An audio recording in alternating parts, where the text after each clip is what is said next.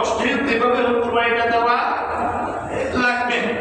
আরে আমিও তো সমাজে 8-10 জনের সাথে চলি, এখন যদি কুরবানিটা না দেই, হ্যাঁ, তাহলে আমার এই অবস্থাটা, আমার অবস্থাটাই কোথায় বাজায় না, যেভাবে কুরবানিটা কি দেওয়া দরকার। আর কুরবানি না দিলে ঘরের তো একটা সমস্যা আছে, কি বলেন? কুরবানি ঘরে আবার তো চালাবে,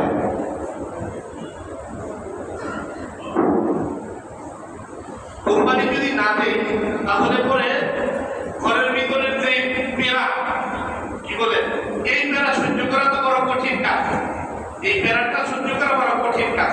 তো এই সকল নানাবিধ চিন্তা কি আমার ভিতরে বাসা বাঁধে।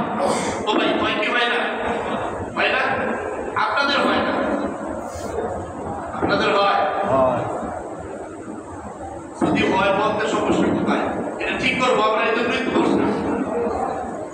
এরকম বিভিন্ন রকমের চিন্তা আমাদের ভিতরে আসে না? আসে। এরকম চিন্তা আমাদের ভিতরে কি আসে? আল্লাহ বলতে চান এই সকল চিন্তাগুলা সব দূর করে দিই, এই সকল চিন্তা